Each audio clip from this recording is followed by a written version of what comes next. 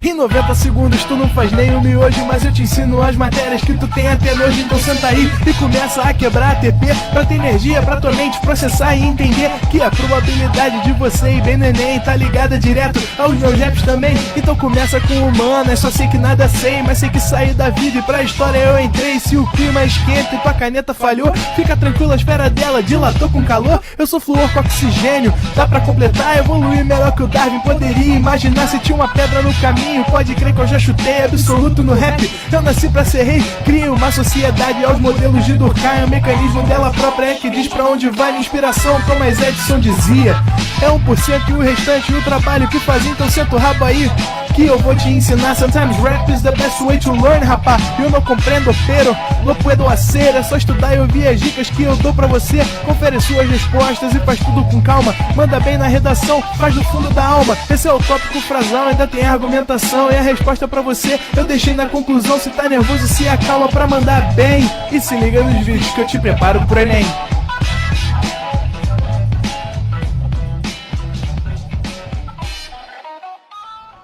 Fala galera, fala indivíduos, falamos do Enem, sempre um prazer inenarrável estar com vocês mais uma vez para falar hoje de matemática, que é uma temática que envolve uma polêmica muito grande, né? Muita gente trata esse tema como um tema polêmico, mas apesar de ser tratado como um tema polêmico, é um tema que tem uma relevância e uma importância, e é um tema que exige de nós uma atenção muito especial. Uma atenção para a vida, evidentemente, mas uma atenção também pensando nas provas de vestibular, nas provas de concurso, com destaque para a prova do Enem.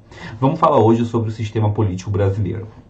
E aí, eu queria que a gente começasse essa aula aqui hoje, né, trocando uma ideia e conversando um pouquinho de como que a política é uma coisa que ela interfere na nossa vida. Você gostando ou não, se interessando ou não, a política é algo que faz parte do nosso cotidiano, faz parte da nossa realidade. A política é algo que está em todos os ambientes. E no Brasil, a nossa política ela é pautada pela Constituição de 1988. Ou seja, no Brasil, o nosso sistema político é pautado, né, no modelo constitucional feito, né, logo após o período do regime militar. A ditadura militar brasileira acaba em 85 e antes da outra eleição, a primeira eleição que nós tivemos após a ditadura, que foi em 89, a gente cria uma nova Constituição que muda algumas coisas, né, do nosso sistema eleitoral. Que coisas são essas? O que foi modificado por nós? Primeira coisa importante é você ficar ligado que houve, né, uma modificação que foi em relação à eleição para cargos do poder executivo, tá? O que são esses cargos do poder executivo?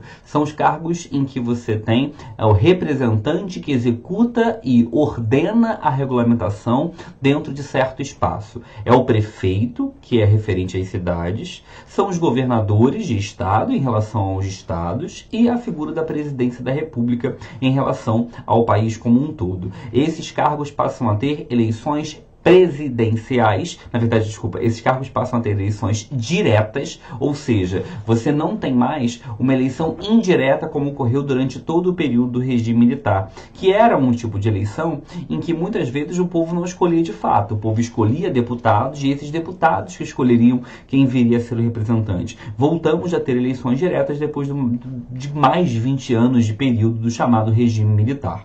Tá? Uma outra coisa importante também é que nesse período a gente passa a ter o direito de voto para os analfabetos. O direito de voto para os analfabetos, ele se coloca como a última grande barreira de entrada de um grande grupo votante em nosso país, né? Os analfabetos são um grupo volumoso, principalmente nos anos 80, que é o último grupo a adentrar na nossa Constituição, é o último grupo a adentrar na nossa Constituição com direito a voto, né? Existem alguns gráficos que já apareceram no vestibular que mostram uma tabela apresentando o número de votantes no Brasil como vem aumentando e mostra um aumento grandioso que vai existir do ano de 88 para o ano de 89. E isso se dá pela entrada dos analfabetos no processo político, tá? A gente também assumiu a possibilidade em 88 de existir um voto facultativo para os jovens. A ideia era que adolescentes entre 16 e 17 anos de idade tivessem a possibilidade de votar. Essa ideia continua até os dias de hoje. A ideia é gerar uma inclusão,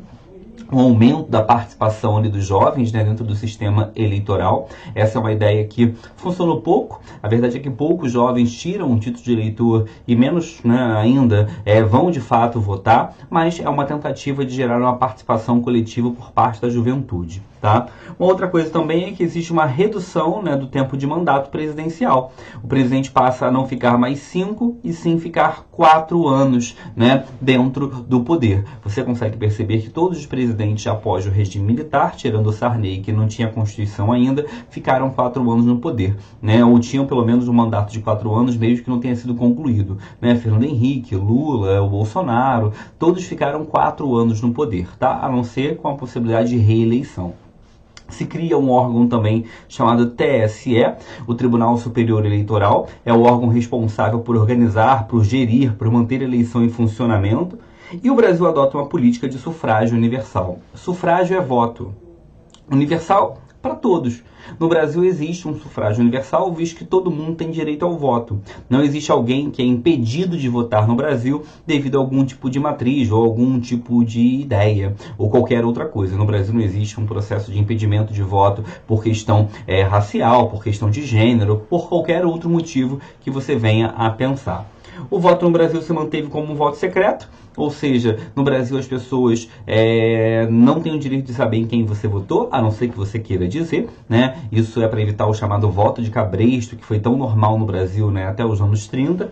E o Brasil também adota um modelo de cotas partidárias de gênero. O que são as cotas partidárias de gênero? Nas candidaturas para os cargos do legislativo, que é quem legisla, cria leis, define o orçamento, para essas candidaturas existe um mínimo de 30% de mulheres dentro do processo de candidatura, tá? A gente fala e chama isso de cotas partidárias, tá bom? E aí eu quero te mostrar aqui o seguinte, uma questão que já caiu no Enem, falando sobre essas cotas partidárias. Lê comigo, olha. A participação da mulher no processo de decisão política ainda é extremamente limitada. Deixa eu botar aqui a caneta para eu poder ir mostrando com vocês. Olha, ainda é extremamente limitada. E volta. Praticamente todos os países, independentemente do regime econômico e social da estrutura institucional vigente, em cada um deles é fato público e notório, além de empiricamente comprovado que as mulheres estão em geral subrepresentadas nos órgãos do poder, pois a proporção não corresponde jamais ao peso relativo dessa parte da população. Ou seja, está se mostrando ali que as mulheres têm uma representatividade quantitativa relevante, mas uma baixa representação nos órgãos de poder. E ele pergunta o seguinte, no âmbito do poder legislativo brasileiro, a tentativa de reverter esse quadro de subrepresentação tem envolvido a implementação pelo Estado de... Ou seja, a pergunta é, o que o Estado tem feito O que o Estado tentou fazer, ou vem tentando fazer, para tentar aumentar o número de mulheres na participação política? E aí vem a letra A. Lei de combate à violência doméstica. Gente, o que lei de combate à violência doméstica tem a ver com isso? Nada, né? Não tem nenhuma relação direta, né? Isso não é um fato. A relação de violência doméstica, ela é importante, mas ela não tem a ver com a subrepresentação que existe na política. Letra B. Cotas de gênero nas candidaturas partidárias. É a nossa resposta. É a nossa resposta porque era essa a opção que é realmente veiculada ao que a lei brasileira colocou. Então repara, a questão da Enem 2017, e se você não conhece essa lei, você nem colocaria, você nem marcaria essa, né? Aí a letra C fala programa de mobilização nas escolas. Muita gente acha que marcaria isso, né? Se não soubesse das cotas de gênero, mas isso não é uma coisa que realmente consegue reverter, pelo menos não no curto prazo. A letra B é algo muito mais efetivo, né? Então a letra B acaba sendo o nosso gabarito.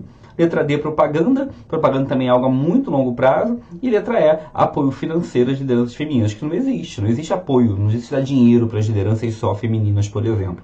Gabarito B de bola, tá bom? Vamos para a próxima questão. Vamos treinar mais uma questãozinha aí. A questão fala assim: a cidadania exige um elo de natureza diferente, um sentimento direto de participação numa comunidade baseado numa lealdade a uma civilização, que é um patrimônio comum. Compreende a lealdade de homens livres e imbuídos de direitos e protegidos por uma lei comum. A vigência do pacto político mencionado está vinculada a... Que pacto é esse que ele fala? Ele está chamando de pacto uma coisa chamada cidadania. Quem que é cidadania? O que é cidadania, né, dentro de um sistema político? Quando nós falamos de um sistema político, ser um cidadão significa ter direitos e deveres. O cidadão é aquele que tem direito a se manifestar, que tem direito a falar, que tem direito a requisitar, mas também é aquele que tem obrigações, né, como, por exemplo, a ideia do voto, o pagamento de impostos, a vida cumprindo as ordens e as normas coletivas. Então, ser um cidadão envolve ganho de direitos, mas também exige alguns deveres. E ele pergunta o seguinte: a vigência desse pacto político, porque esse aqui é um pacto, a gente concordou com essa ideia, né, está vinculado a crença em valores ortodoxos. Valores ortodoxos, né, são valores mais radicais. Isso, a cidadania está longe de ser algo radical. Garantia da igualdade jurídica, né? Gente, ó, se eu vou tratar todo mundo como cidadão, é porque todos vão ser iguais perante a lei. Essa acaba sendo muito mais viável pra gente, tá? Estou mostrando algumas questões só para vocês verem minimamente como essas temáticas sobre política podem aparecer na prova. Elas podem cair, como você viu na questão anterior, de uma forma muito mais clara e até um pouco mais decorada. Se você não saber da lei, você erraria.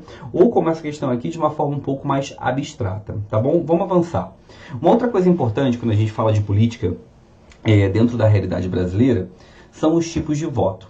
No Brasil existem dois tipos de voto. Um voto que a gente chama de voto válido e um voto que a gente chama de voto inválido, tá? O voto válido é aquele voto que, como o nome diz, ele valeu. O voto válido é aquele voto em que você foi até a urna e você escolheu um candidato ou a legenda de um partido. Então é um voto que você conseguiu manifestar claramente a sua intenção. Você conseguiu manifestar claramente o seu desejo e a sua vontade. É um voto que teve funcionamento. Agora também existe um tipo de voto que é o voto inválido. O voto inválido é aquele em que você invalidou o seu desejo, a sua perspectiva de demonstrar algum tipo de vontade. O voto inválido, ele é um voto equivocado. Ele é um voto que não conta para o processo eleitoral. Só que no Brasil existem algumas lendas sobre os votos válidos e inválidos. E quando eu falo que existem algumas lendas, é porque existem algumas visões das pessoas equivocadas sobre esses dois tipos de votos. Primeira lenda. A lenda que voto em branco vai para quem está ganhando. Isso é um erro. Por quê? Porque no Brasil os chamados votos inválidos, eles incluem dois tipos de voto. O voto nulo e o voto branco. O voto inválido é o voto nulo ou voto branco. E o voto nulo e o voto branco são exatamente a mesma coisa. Por mais que seja estranho falar isso, são exatamente a mesma coisa. E talvez alguns de vocês pensem, Leandro, mas se é exatamente a mesma coisa, por que tem os dois? Né? Por que tem os dois se eles são a mesma coisa? Tem os dois porque antigamente o voto era em papel. E muitas pessoas pegavam um papel e jogavam na urna em branco. Era um voto que não iria para ninguém, que era em branco. E muitas pessoas pegavam aquele papel da urna e rabiscavam, desenhavam e jogavam na urna. Era um voto nulo, com nulidade. Um voto que a gente tinha dificuldade em realmente entender o processo de o que a pessoa queria dizer com aquela informação que ele colocou na urna. Hoje em dia, se criou uma tecla na urna, voto branco, para quem não quiser votar em ninguém. Mas continua existindo uma certa desconfiança com o voto branco. Essa desconfiança vem porque na época da urna de papel, existiam muitas denúncias de mesários mal intencionados que pegavam o voto branco e escreviam o nome de alguém. Então se criou uma lenda de que o voto branco iria para alguém, mas ele é voto nulo, ele é um voto inválido. Ele não conta para o processo eleitoral. Então, tanto branco quanto nulo não vão para ninguém. São votos descartados, tá? São votos descartados do processo eleitoral. O processo eleitoral ele se dá única e exclusivamente com votos válidos. Branco e nulo é voto inválido. Não conta para a eleição. Ainda tem um adendo importante. Uma outra lenda também que existe no Brasil é que se mais da metade das pessoas votarem nulo, a eleição é anulada ou cancelada. É mentira, tá, gente? Se aqui fosse, por exemplo, um país, todo mundo anulou, só eu votei em mim mesmo, eu ganhei. E ganhei com 100% dos votos. Porque o que importa é o voto válido. O voto inválido, ele é descartado do processo eleitoral, ele é ignorado do processo de escolha, ele é deixado completamente de lado. Beleza? Tranquilidade? Vamos seguir para a gente poder falar de mais assuntos. Uma outra coisa importante também é que existem 3 tipos de modelo partidário, né, que um país pode adotar.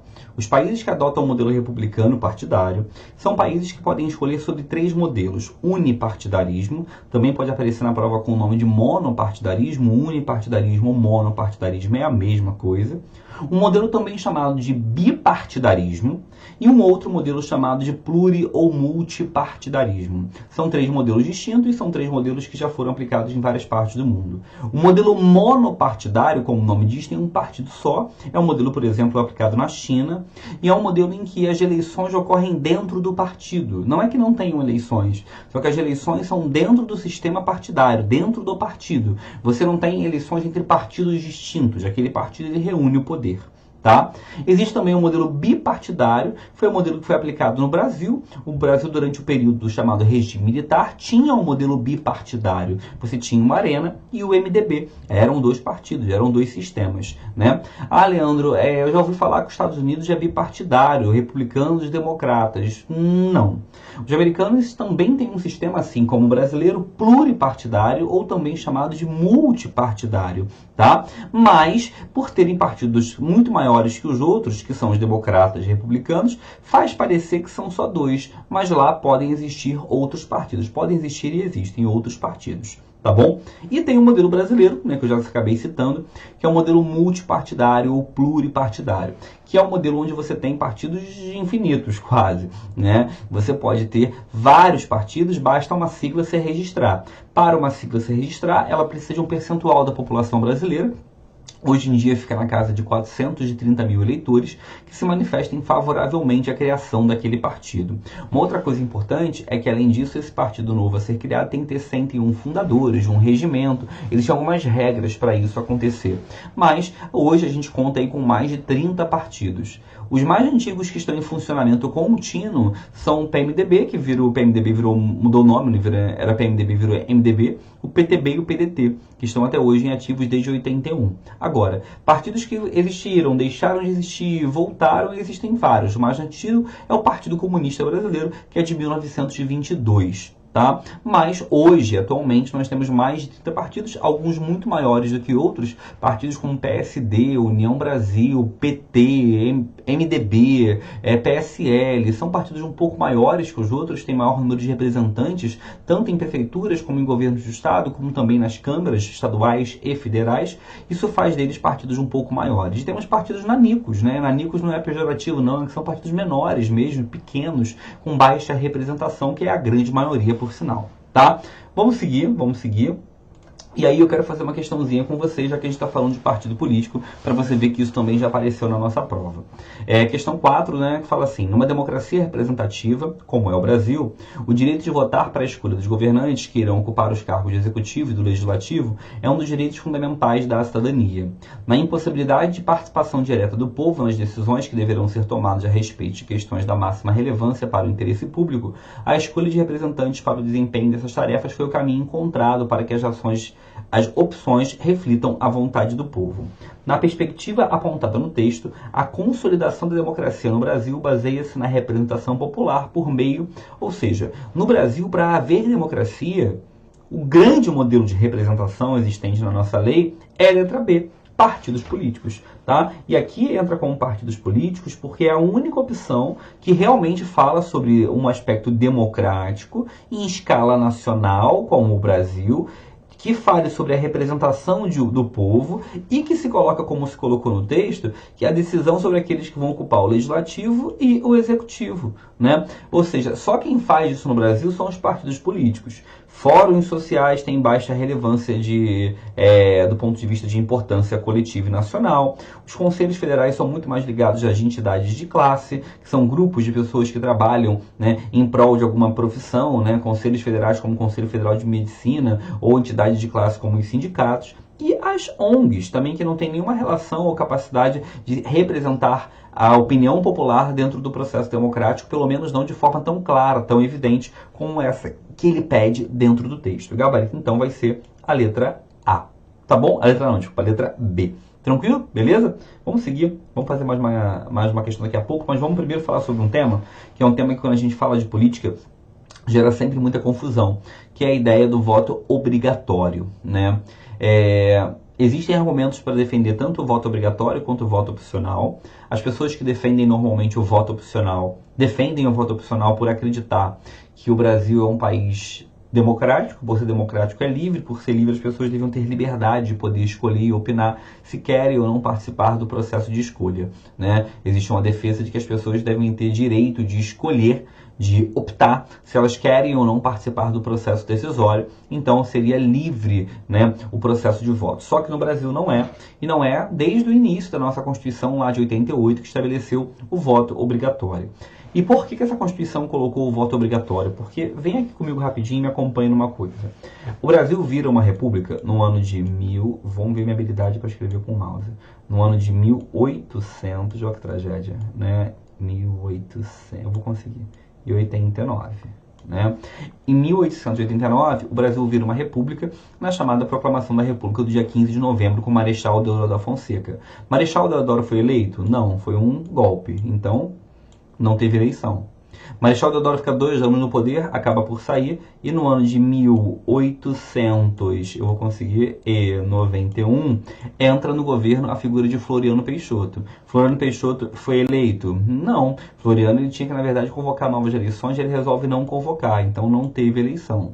Depois de Floriano Peixoto, nós tivemos um longo período, ele sai em 1894, que é o período que vocês aprendem, né, na escola como República do Café com Leite, ou também chamado de República Oligárquica, ou também chamado de República Velha. Esse modelo fica no poder até 1930.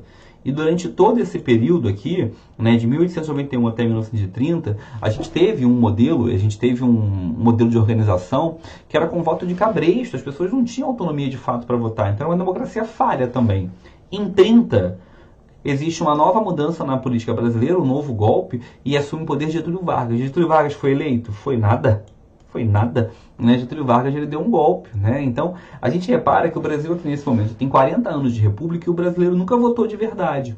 Nunca votou de forma efetiva. A primeira eleição que o brasileiro realmente participa vai ser a de 34. Né? Em 34 a gente realmente tem eleição. Bacana. E aí depois você fala, agora vai emendar, né, Leandro? Agora vai vir uma atrás da outra. Vai nada. Porque no ano de 37 a gente já tem novamente, em 37, o chamado Estado Novo, e novamente a gente não tem eleição, o golpe de Vargas. Vargas fica no poder ainda até 45, e aí em 45 a gente consegue ter eleições de novo. Então repara que já estamos aqui há mais de 50 anos com 2 eleições. E se você for seguir na história brasileira, o que vai acontecer? Em 50 tem eleições, Vargas já é eleito. Em 55 tem eleições, JK é eleito. Em 60 tem eleições, Jânio Quadro é eleito. Só que depois a gente fica mais 21 anos sem votar, que é o período chamado ditadura militar. E depois, quando acaba a ditadura, o próximo presidente foi eleito de forma indireta, que foi Tancredo Neves, que depois acabou falecendo e assumindo José Sarney. Onde eu quero chegar? Que quando a gente chega no ano de 1988, que é a Constituição, a gente tinha 100 anos de democracia. Só que desses 100 anos de democracia, o brasileiro tinha votado em 34, tinha votado em 45, tinha votado em 50, em 55 e em 60. O brasileiro tinha votado em 100 anos 5 vezes. Então se criou uma ideia de que o brasileiro não tinha prática de votar. Não tinha capacidade de criar e constituir uma opinião política sem ter ficado, né, ativo nesse processo de participação. O brasileiro não votava e não participava. Então se colocou o voto obrigatório para estimular que o brasileiro, durante gerações, tivesse a participação popular e o voto, né? Pode ser que daqui a uns anos, 10, 20, 30 anos, se questione se não vale a pena o Brasil acabar com o voto obrigatório. Mas naquele momento isso foi colocado como efetivo, como algo a ser mantido. Tá bom? Vamos seguir aqui. Vamos seguir. Vamos fazer mais uma questão, tá? Lê comigo aí, ó.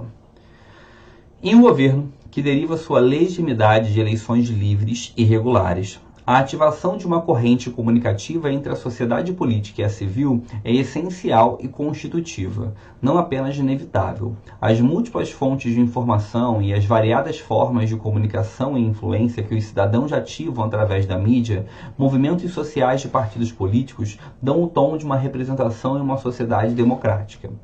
Esse papel exercido pelos meios de comunicação favorece uma transformação democrática em função da... Ele está falando no texto sobre uma coisa que é um governo que tem eleições livres, esse governo ele precisa de um processo comunicativo. Esse processo comunicativo ele vai se dar entre a política e a sociedade civil, ou seja, entre os políticos e o povão, né? Mas para isso acontecer, a gente tem que ter múltiplas fontes de informação. Essas múltiplas fontes de informação precisam conseguir gerar um processo comunicativo, e esse processo comunicativo vai se dar através da mídia, né? E aí ele fala assim, né? Ele quer saber o papel exercido pelos meios de comunicação na política, né? E ele falou para você no texto um pouco dessa resposta. Letra A, limitação dos gastos públicos. Tem a ver com gastos públicos, a questão da mídia, como ele fala aqui? Não. Interesse dos grupos corporativos. A mídia tem que servir simplesmente para gerar interesse de grupos específicos? Não. Letra C, dissolução de conflitos ideológicos. A mídia vai acabar com conflitos? Não, gente, a mídia não tem esse poder, né? E a letra D, fortalecimento da participação popular, vai ser a nossa resposta. A mídia, como ele coloca no texto, tem o papel de fortalecer, de ajudar o povão e a sua relevância, a importância de que esse povo tem dentro da sociedade. Gabarito D de dado, tá bom? Vamos seguir? Uma outra coisa importante também quando a gente fala de política no Brasil é uma diferença que a gente tem, que já caiu no Enem, entre plebiscito e referendo. O Brasil é um país com muitas leis, como qualquer país do mundo. Só que uma lei, ela normalmente é feita por um parlamentar. Parlamentar é um membro do parlamento. Esses são os deputados, senadores, né? E esses parlamentares, eles também têm o direito, caso eles queiram, de convocar o povo para opinar. Eles não fazem isso porque, evidentemente, fazer isso não é algo muito barato, e mais do que não barato, é algo que gera um problema, porque perguntar para o povo sempre tem o risco do povo falar diferente do que eu concordo. Então existe uma relação que é uma ferramenta que existe em nossa Constituição, que em outros países do mundo é um pouco mais aplicada, aqui é um pouco menos. O que é isso? É primeiro o que a gente vai nomear aqui, chamar de referendo, e o que a gente vai chamar aqui de plebiscito. O referendo e o plebiscito são duas maneiras que eu tenho de convocar participações populares para debater temas políticos. Primeiro, o referendo, ele é tomado, né, ele é convocado depois que uma decisão já foi tomada e a gente queira ouvir a opinião do povo. Um exemplo, um deputado fez uma proposta de lei, o Congresso foi lá e aprovou essa lei. Queremos agora saber se o povo concorda com essa aprovação. Convoca um referendo. Referendo, o povo vai votar para dizer se concorda ou não com uma lei que já existe, tá? Agora, o plebiscito ele acontece antes. Enquanto o referendo ocorre após, o plebiscito ocorre antes. Então, o plebiscito ele é uma decisão que é tomada, na verdade é uma convocação que é feita para o povo tomar uma decisão antes de uma lei existir. Eu estou pensando em fazer uma lei que proíba o uso de fones de ouvido, beleza? Estou querendo criar uma lei que proíba esse uso. Se eu quero proibir esse uso, eu vou antes convocar o povo para saber o que eles pensam. Se eu convocar o povo antes, é plebiscito. Se eu aprovar ou declinar a lei e depois perguntar ao povo, aí chama-se referendo, tá? O plebiscito e o referendo são ferramentas para uma sociedade mais democrática, mas infelizmente são ferramentas muito pouco utilizadas por nós, né? O Brasil não faz desde 2005, eu acho, 2005, 2006, que foi o plebiscito do desarmamento, tá bom? Vamos aqui continuar. né? Porque eu quero te mostrar uma questão sobre esse assunto, né? 2017 fala assim: plebiscitos de referendos são consultas ao povo para decidir sobre a matéria de relevância para a nação em questões de natureza constitucional, legislativa ou administrativa. Desculpa. A principal distinção entre eles é de que o plebiscito é convocado previamente à criação do ato legislativo e o referendo é convocado posteriormente, cabendo ao povo ratificar ou rejeitar a proposta. Ambos estão previstos no artigo 14 da Constituição Federal. As formas de consulta popular descritas são exemplos de um tipo de prática política baseada em, ou seja, eu quero saber qual é o tipo de prática política que existe quando eu convoco ou um plebiscito ou um referendo. Letra A. Colégio eleitoral. Gente, colégio eleitoral é o espaço de votação, né? Eu tenho um colégio eleitoral de tal local, de tal espaço. O colégio eleitoral é um espaço onde as pessoas se representam-se para o voto. Não é a escola onde você vota, não. O colégio eleitoral é o nome do conjunto de ambientes de votação em certo local, tá? Letra B. Democracia direta é a nossa resposta, né? É o nosso gabarito, né? Por quê? Porque quando eu convoco as pessoas para poder opinar com maior frequência, eu estou praticando uma democracia direta. Gabarito B de bola. Tá bom? Tranquilidade? Vamos seguir? Leandro, mas o voto é obrigatório. E se eu não for votar? Se você não for votar, você tem que justificar a sua ausência. Caso você não justifique a sua ausência, aí você tem alguns problemas, né? Você não pode se inscrever em nenhum concurso público, lembrando que nem é concurso público. Se você for funcionário público, né, você fica sem receber salário. Você não pode obter empréstimo, você não pode tirar passaporte, você não pode renovar matrícula em instituições de ensino e, evidentemente, você fica impedido de ser um cidadão brasileiro de forma completa. Então, se você não votou, tem que justificar. Se você não votou e não justificou, você tem que procurar um tribunal eleitoral para você poder pagar a multa, né, que você tem que pagar por não participar do processo eleitoral. Tá bom? Vamos seguir, vamos continuar aqui. Antes de fazer essa questão do Enem, deixa eu botar aqui, eu quero falar de uma coisa que no Brasil, apesar de a gente ter um sistema eleitoral que a gente chama e nomeia do mesmo nome, democracia, república, existem 3 sistemas eleitorais distintos. Existem 3 sistemas eleitorais diferentes, tá? Um chamado de eleição proporcional, outro majoritário e outro majoritário em 2 turnos. Deixa eu te explicar cada um deles para você ficar ciente.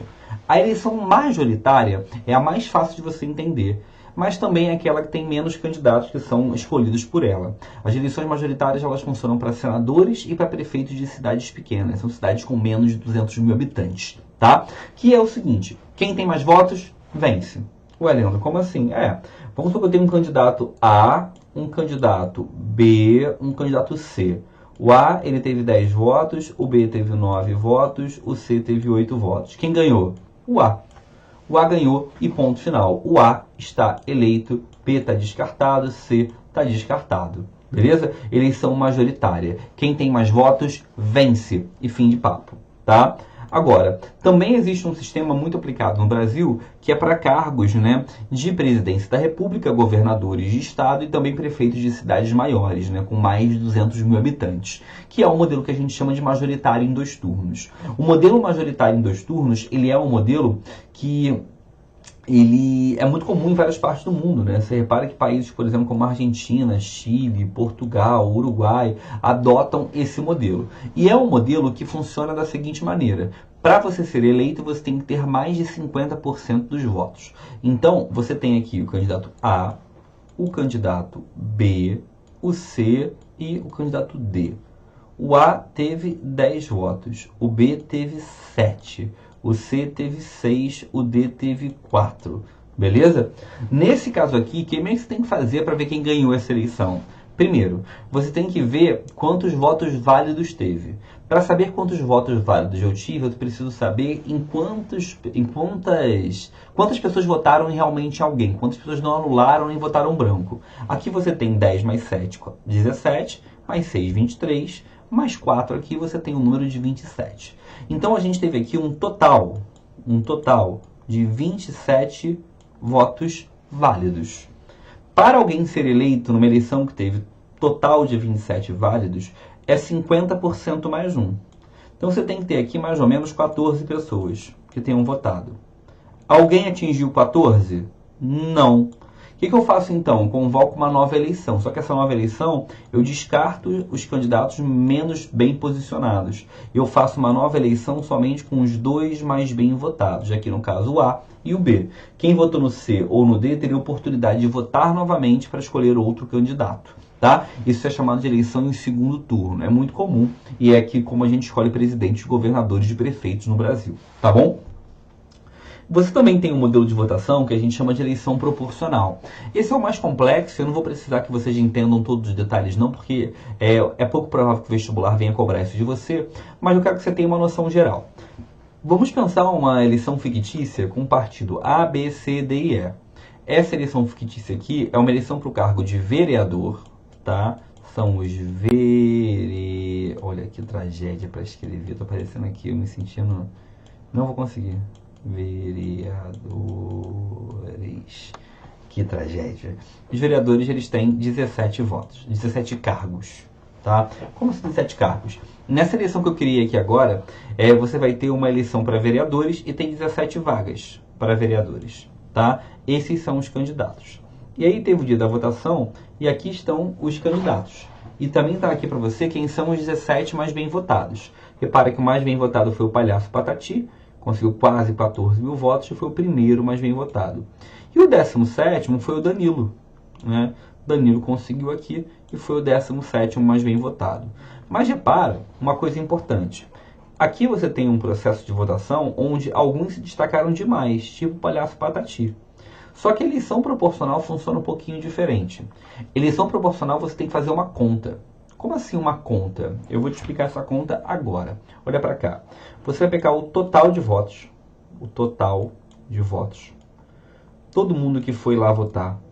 Você vai diminuir esse total por todo mundo que fez voto inválido. Voto inválido não serve para nada, então agora eu chego a um novo número, que são os chamados votos válidos. Beleza? Voto... Meu Deus do céu.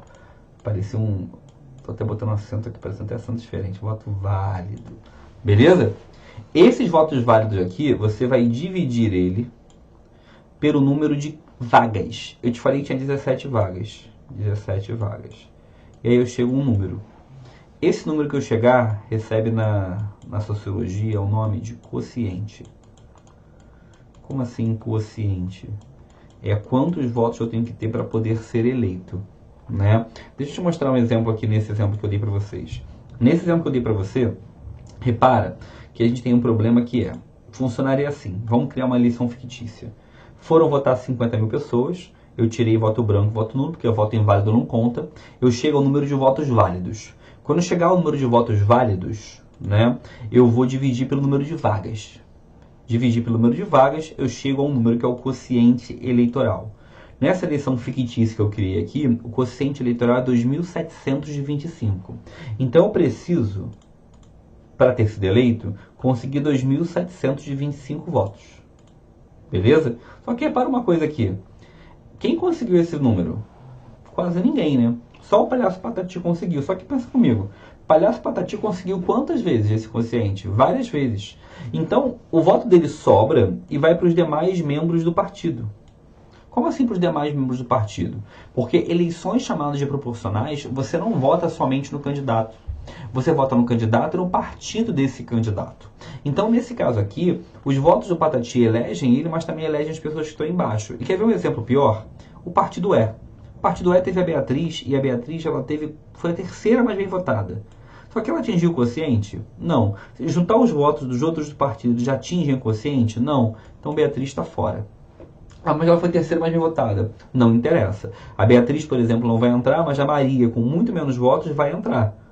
Por quê? Porque sobrou o voto no partido dela. Então, eu queria dar um recado para você. Quando você vota para deputado e vereador, você não está votando somente na pessoa, está votando também no partido dela. Fica ligado com isso. Tá bom? Pessoal, esse material aqui que eu estou usando hoje é um material que, até essa parte que eu falei agora, é onde você tem que saber para o Enem. Você tem que saber no Enem até esse nome chamado quociente eleitoral. Só que, sabendo que política é um tema importante, eu coloquei aqui no slide outras coisas depois que vocês podem acessar o número de deputados, né, o que faz cada função, né, o que faz o prefeito, o que faz o deputado estadual. Essas coisas não caem no vestibular, não caem no Enem, mas eu botei aqui por curiosidade para vocês terem. Tá? Então quem quiser depois baixar o material para poder dar uma lida e saber mais sobre política, acaba sendo fundamental para a vida de vocês. Agora, pensando em Enem, eu preciso que vocês saibam algumas coisas pensando em Enem. Tá? Pensando em Enem, você tem que saber, né, o funcionamento da Constituição de 88, o que ela mudou dentro do processo político, tá? Você tem que saber também, pensando em Enem, o que é voto válido ou inválido.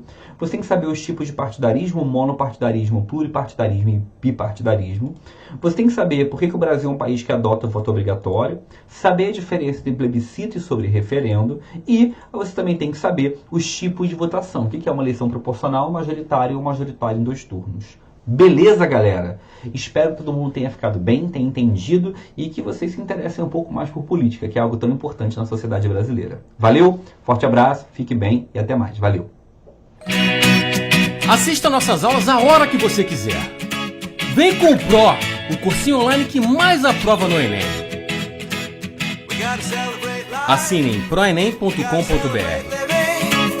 We gotta celebrate the beauty of the world that keeps on giving.